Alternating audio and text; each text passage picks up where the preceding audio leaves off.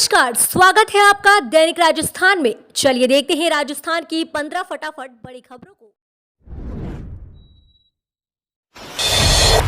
गहलोत सरकार 16 जनवरी से करेगी चिंतन, मंत्री पेश करेंगे रिपोर्ट कार्ड। राजस्थान के अशोक गहलोत सरकार 16 और 17 जनवरी को चिंतन शिविर करने जा रही है। इस चिंतन शिविर में पिछले 4 बरस की बजट घोषणाओं और जन घोषणा पत्र की क्रियान्विति की समीक्षा होगी। चिंतन शिविर में सभी मंत्री प्रेजेंटेशन के जरिए अपने विभागों का रिपोर्ट कार्ड पेश करेंगे। चिंतन शिविर को लेकर विभागों ने भी अपनी तरफ से तैयारियां शुरू कर दी है। राजस्थान में 23 जनवरी से विधानसभा सत्र शुरू होने जा रहा है। माना जा रहा है कि बजट इस सत्र में इस बार बड़ी घोषणाएं हो सकती है, लेकिन इससे पहले पुरानी घोषणाओं की वर्तमान स्थितियों का जायजा लिया जा रहा है, ताकि अब जब बड़ी घोषणाएं की जाएं तो साथ में यह भी बताया जा सके कि सरकार का ट्रैक रिकॉर्ड बेहतर है। पेपर लीक मामले की सीबीआई जांच ने पकड़ा जोर, उपेंद्र यादव के नेतृत्व में आक्रोश रैली। राजस्थान में आरपीएससी पेपर लीक मामले की सीबीआई जांच की मांग और जोर पकड़ती जा रही है। बेरोजगार युवाओं ने उपेंद्र यादव के नेतृत्व में कल जोधपुर में रैली निकाली है। उपेंद्र यादव ने कहा कि आक्रोश महारैली निकालकर पेपर लीक माफियों का खात्मा करवाने और रासूका कानून लागू करवाने और पेपर लीक की जांच सीबीआई से करवाने की मांग को लेकर युवा बेरोजगार ने जोधपुर में रैली निकाली है। रैली में बड़ी संख्या में युवाओं ने भाग लिया। नई सड़क से जिला कलेक्ट्रेट जोधपुर तक युवा आक्रोश महारैली निकालकर विरोध जताया है। उपेंद्र यादव ने कहा कि 23 जनवरी को विधानसभा घेराव किया जाएगा। मुख्यमंत्री चिरंजीवी स्वास्थ्य बीमा योजना व्हाट्सएप हेल्पलाइन सेवा शुरू होगी। राजस्थान में मुख्यमंत्री चिरंजीवी स्वास्थ्य बीमा योजना के लाभार्थियों को योजना का लाभ भी किसी प्रकार की दिक्कत ना हो, इसके लिए जल्द व्हाट्सएप हेल्पलाइन सेवा शुरू होगी। स्टेट हेल्थ इंश्योरेंस एजेंसी के मुख्य कार्यकारी अधिकारी सुचित त्यागी ने बताया कि मुख्यमंत्री चिरंजीवी स्वास्थ्य बीमा योजना के लाभार्थियों को योजना का लाभ लेने में किसी भी प्रकार की परेशानी नहीं आए और कोई समस्या आने पर उसका तत्काल समाधान सुनिश्चित करने के लिए स्टेट हेल्थ इंश्योरेंस एजेंसी द्वारा जल्द ही व्हाट्सएप हेल्पलाइन सेवा भी शुरू की जाएगी। इसके लिए विभाग द्वारा एक व्हाट्सएप नंबर जारी किया जाएगा। प्राध्यापक प्रतियोगी परीक्षा 2022 12 से 14 जनवरी तक ऑनलाइन आपत्ति दर्ज करा सकेंगे अभ्यर्थी। राजस्थान लोक सेवा आयोग द्वारा प्राध्यापक प्रतियोगी परीक्षा 2022 के तहत ग्रुप सी के केमिस्ट्री विषय और ग्रुप डी के समस्त विषयों की मॉडल उत्तर कुंजिया वेबसाइट पर जारी कर दी गई है। आयोग द्वारा 11 अक्टूबर से 21 अक्टूबर 2022 तक इस परीक्षा का आयोजन किया गया था। साथ ही आयोग सचिव HL अटल ने बताया कि यदि किसी भी अभ्यर्थी को इन मॉडल उत्तर कुंजियों पर कोई आपत्ति हो तो निर्धारित शुल्क के साथ 12 जनवरी से 14 जनवरी 2023 को रात्रि 12 बजे तक अपनी आपत्ति ऑनलाइन दर्ज करवा सकता है।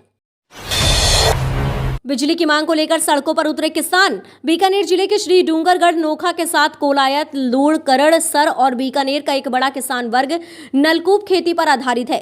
ऊर्जा मंत्री भंवर सिंह भाटी का गृह जिला होने के कारण किसानों को उनसे काफी उम्मीदें बंधी हुई हैं, लेकिन अघोषित कटौती के साथ साथ बार बार होने वाली ट्रिपिंग से किसानों को आर्थिक मार झेलनी पड़ रही है। जहां बिजली पूरी नहीं मिलने के कारण फसलों की सिंचाई समय पर नहीं हो पा रही है, वहीं इसके चलते फसलें मुरझा जा रही है। बार बार होने वाली ट्रिपिंग से नलकूपों में लगी विद्युत मोटर रोजाना चल रही है, जिससे किसानों को आर्थिक की दोहरी मार पड़ रही है।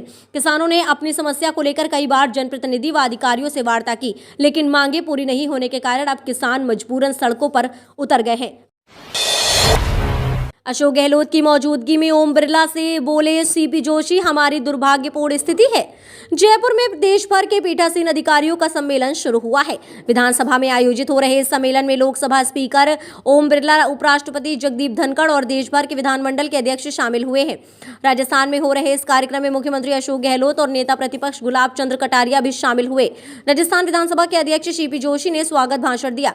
अपने संबोधन में सीपी जोशी ने पीठासीन अधिकारियों की स्थिति को बयां करते हुए कहा कि हमारी दुर्भाग्यपूर्ण स्थिति है। सीपी जोशी ने कहा कि जगदीप धनखड़ जी आप राज्यसभा के सभापति हैं, ओम बिरला लोकसभा स्पीकर हैं, हम विधानसभा अध्यक्ष तो हेल्पलेस हैं।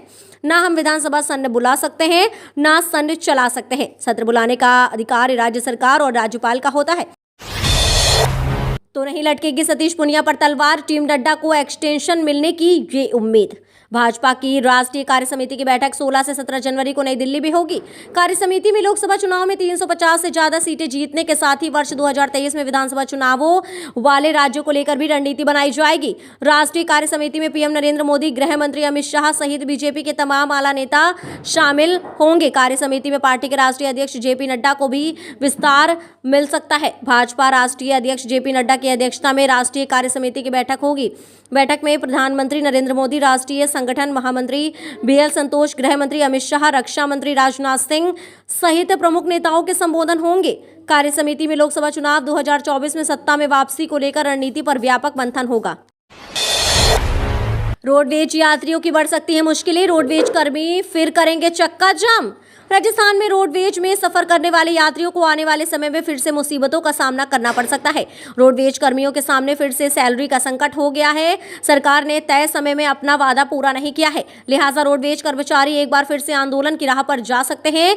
इसके तहत वे चक्का जाम जैसा कदम भी उठा सकते हैं। रोडवेज कर्मियों की मांगों के अनुरूप फिलहाल ना तो नई बसें आई हैं, ना ही नई भर्तियां शुरू हुई हैं और ना ही समय पर सैलरी दी जा रही है। ये चुनावी साल है। अगर रोडवेज कर्मी फिर से हड़ताल पर जाते हैं तो सरकार के लिए सिरदर्द बन सकते हैं।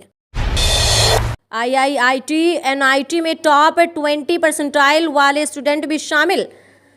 नेशनल टेस्टिंग एजेंसी ने 12वीं बोर्ड परीक्षा में टॉप 20 परसेंटाइल में शामिल होने वाले स्टूडेंट्स को भी NIT और IIIT में प्रवेश के योग्य मान लिया है। इसमें NTA ने स्पष्टीकरण भी जारी कर दिया है। अब राजस्थान सहित देश के सभी बोर्डों को पिछले 2 साल के रिजल्ट्स में टॉप 20 परसेंटाइल वाले स्टूडेंट्स की लिस्ट जारी करनी होगी। माध्यमिक शिक्षा निदेशालय इस संबंध में निर्देश जारी कर सकता है। पीएम नरेंद्र मोदी आएंगे राजस्थान। 28 जनवरी को भीलवाड़ा में होगा आयोजन। प्रधानमंत्री नरेंद्र मोदी इस महीने के अंत में राजस्थान दौरे पर आ सकते हैं। भीलवाड़ा के आसींद में 28 जनवरी को भगवान देवनारायण की जयंती का बड़ा कार्यक्रम आयोजित होने जा रहा है।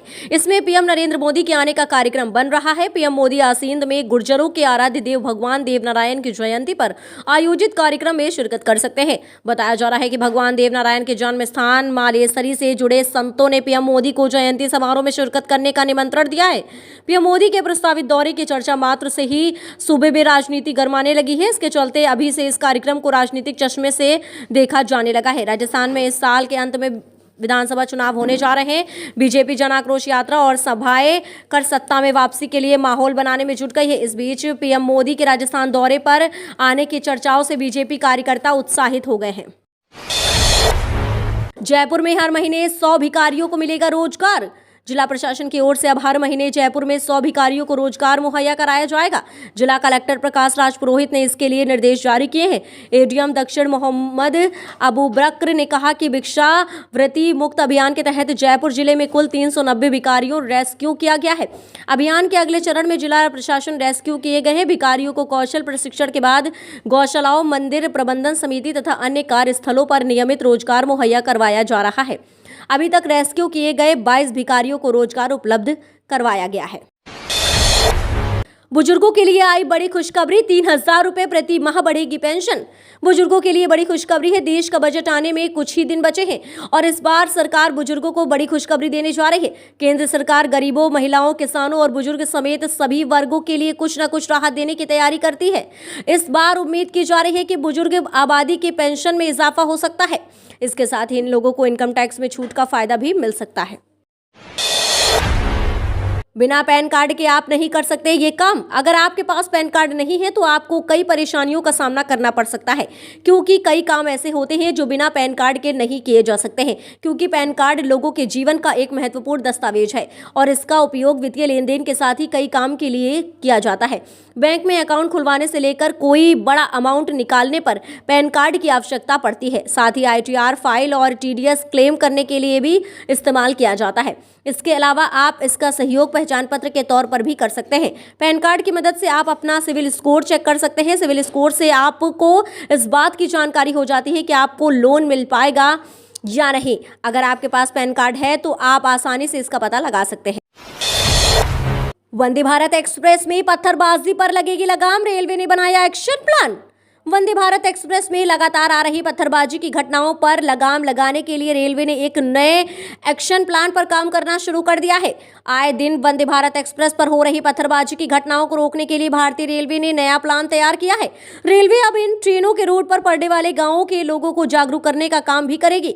दरअसल वंदे भारत पर कई बार पत्थरबाजी की घटनाएं हो चुकी हैं। रेलवे ने इसके लिए मंडल स्तर पर जागरूक करने के लिए रेलवे कर्मचारियों की टीम बनाने जा रही है। हर महीने कमाते हैं 87,500 रुपए तो नहीं देना होगा इनकम टैक्स।